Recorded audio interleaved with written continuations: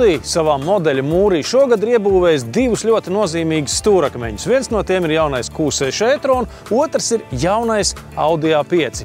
Tagad mēģināsim salikt to visu kopā. Un tas ir gan arī simboliski, ka man bija jāmēro 6 stundas lidmašīnā līdz Tenerifē, lai 6 stundas izbrauktu ar jauno A6 e-tronu. Audi jaunākais elektromobīls ir pirms 3 gadiem prezentētā un uz brīdi pat Latvijā pabijušā A6 Avant e-tron koncepta turpinājums sēriju veidu modelī. Tajā veiksmīgi saglabāti elektromobīļa monolīti apveidi, kam ielas automašīnās bieži vien lemts izplūst, bet šis noteikti nav tas gadījums.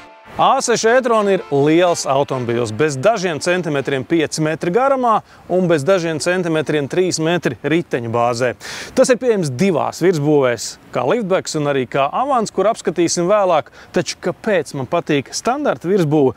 Tāpēc, ka šī daļa ir lieliski sabalansēta ar augšu. Un tas, ka slieksnis un daļa aizmugurējā bampera ir nolikta apakšā zem dekoratīvās līstes, liek jaunajam e-tronam izskatīties mazliet līdzīgam Austrālijas Bathurst sacīkšu automašīnām. Tā kā Audi A6 e-tron ir elektromobīls, tam, protams, ir lādētāji abās pusēs, un vāciņi ir elektrificēti. Lūk, tā tas notiek. Bet, kas attiec uz aizmugurējo gaismas tehniku, tad jaunais e-tron ir pirmais Audi, kuram, beidzot, ir izgaismot arī 4 riņķi. Digitālās dienasgaitas gaismas un OLED aizmugurēja optika ļauj izvēlēties starp 8 dažādām apgaismojuma konfigurācijām. Lielai mašīnai vajag arī lielu bagāžnieku, un šajā gadījumā ir ideāla situācija, proti, ka e-trona liftbackam un Avantam līdz logu līmenim bagāžnieka ietilpība ir absolūti identiska. Tas nozīmē tikai to, ka tas bagāžnieks ir gana liels. Vai tikpat liels ir arī teju 5-metrīgā Audi salons? Paskatīsimies! Ja jūs ieskatīsieties uzmanīgāk šajā ainā, jums varbūt šitīs, ka es sēžu pārāk augstu, un lieta tāda, ka zemāk sēdekli nolaist nav iespējams. Un, ja cilvēks ir padivies augumā, piemēram, 1,92 m, kā viens mans kolēģis, tad viņš automašīnās sēž šādi un spogulus aizsad skatu uz brauktuvi. No vienas puses var jau saprast, tas tāpēc, ka grīdā ir baterija, bet no otras puses tas taču ir A6, tātad lielais Audi, kurā vietas ir jāpietiek visam un visiem. A6 e-tron galvenie izmēri ir gandrīz identiski ar Audi topa fastbacku A7, tomēr sajūtas pie stūres atšķiras. Ar šo Audi draugu jums jau vajadzētu būt pazīstamiem. Jaunā stūre, panorāmas ekrāns pa puspaneli un, protams, arī par papildus samaksu atsevišķs ekrāniņš pasažierim. Un, jā, arī mazais kloķītis, lai ieslēgtu draivā. Tik tālu par to, kā izskatās salonā, bet tagad parunāsim par to, kā ar jauno A6 e-tronu ir braukt. To stipri nosaka piedziņas veids, jo A6 e-tronam var būt kā tikai aizmugurējo, tā visu riteņu piedziņu. Pneumopiekāra ir iespējama, taču nav obligāta, jo stingrāka un stūrēšanā precīzāka sporta balstiekārta jau ir standartā. Bet, kas attiecās uz jaudu un ātrumu, to gan Audi A6 e-tron netrūks. Mums ir 2 baterijas, 83 un 100 kWh. Sniedzamība jau ir pāri 700, tātad reālajā dzīvē tie būs 600, šai automašīnai 500 pāri. Un pātrinājumu un jaudas arī tur ir daudzos simtos, un laikam jau vienīgais, kas var pārspēt mašīnu, kurā es sēžu, laikam taču ir S6 e-tron. Jaunākā elektromobīļu platforma pieļauj līdz pat 270 kW uzlādes jaudu, kur tāda pieejama. Līdz ar to Audi A6 e-tron ir plašs motora jaudas diapazons no 210 vai 270 kW klasiskās piedziņas versijā līdz 315 vai pat 370 kW quattro modeļos. Jaunais e-tron, kā jau Audi flagmanis, pieejams arī ar atpakaļskata kamerām spoguļu vietā. Jā, vēl viena lieta, lai gan tie ekrāni ir pacelti augstāk un vairs neatrodas tik zemi kā pirmajā e-tronā, tomēr es dotu priekšroku spoguļiem. Vienīgais izņēmums ir braukšana pa autobānu, jo tur patiešām tie kameru stiprinājumi taisa daudz mazāk troks nekā tās lielās auss.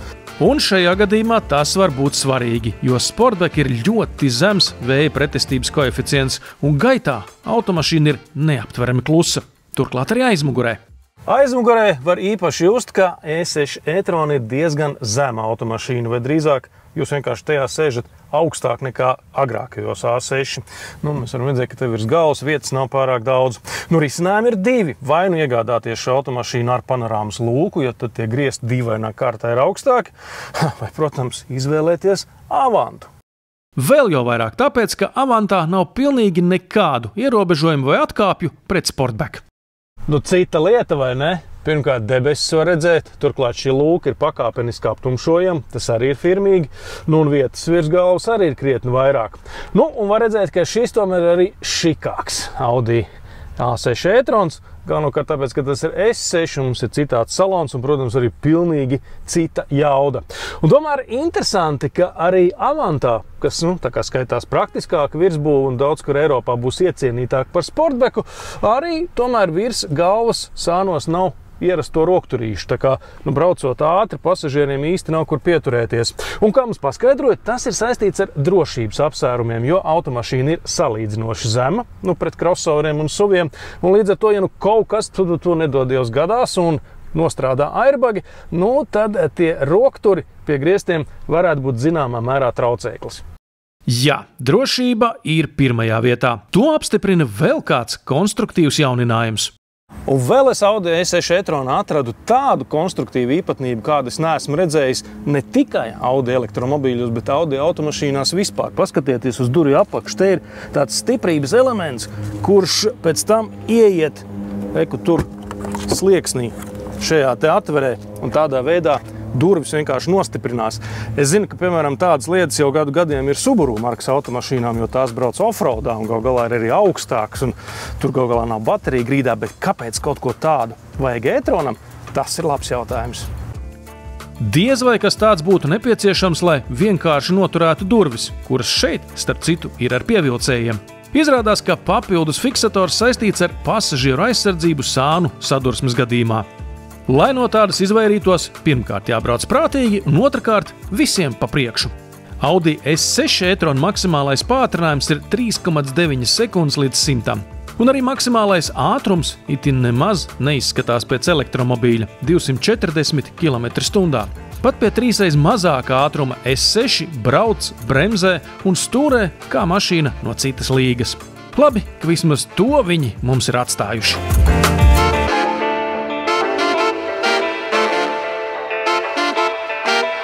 Jā, ir lietas, kas nemainās. S6, vienalga vai ar benzīnu, dīzeli vai gal galā ar elektrību, tomēr ir pilnīgi citāds A6, un tas attiecas arī uz jauno e-trona modeli.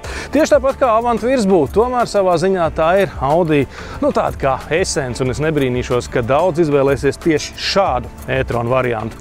Automašīna pie mums parādīsies jau nākamā gada pavasarī, un tad jau mēs skatīsimies, kura no daudzajām motoru kombinācijām izrādīsies pieprasītāk, un kura virsbūve, Sportback vai Avant, galu galā ņems virsroku.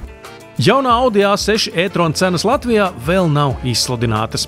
Tomēr varam prognozēt, ka vienas spiedziņas modeļi sāksies ap 65 000 eiro, Quattro versijas ap 80 000, bet par S6 Audi vēlēsies vismaz 100 000.